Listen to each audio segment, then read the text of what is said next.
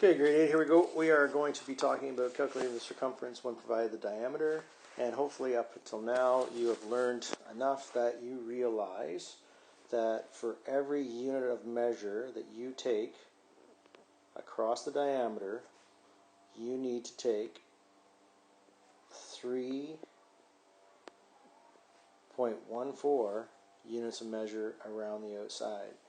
So the relationship between circumference and diameter is a ratio, and that ratio is pi. Okay, so that's what you need to know first. So let's move on. So now we're going to calculate the circumference of a circle when given the diameter. So the diameter, again, is the distance across the middle of the circle. And for every unit of measure you take across that diameter, you need to take 3.14, 59, etc. around the outside. It's a ratio. So the formula we are going to use is C, which equals diameter, equals pi times d. And pi is that 3.14. Our next step is to substitute our constant for our variables. So bring down the c because that's what we're calculating for. Now pi, I like to leave it as a function, and a function just means a symbol. So leave it the way it is. Do not substitute 3.14 because that's not specific enough. I would like you guys to use your pi button.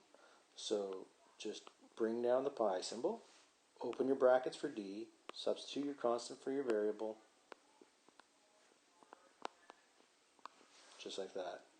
The next step is to take the c and bring it down, line up your equal signs, and then bring out your scientific calculator. And you're going to need the scientific calculator, whether it's on your iPad or if you have an actual calculator, which is probably better. And you're going to need to find the pi button. If you can't find the pi button, come and see me and I will help you out, or ask a parent or a friend or somebody. It's not too hard to find. Often you have to use the second function on it.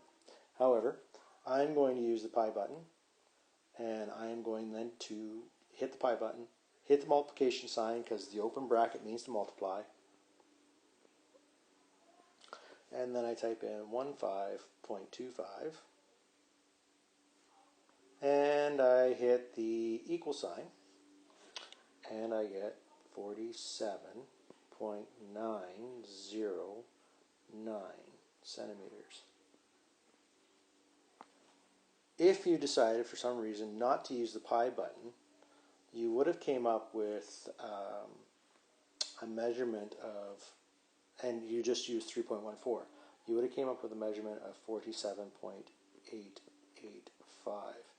And you can see that these are not accurate enough. This is why we use the function of pi.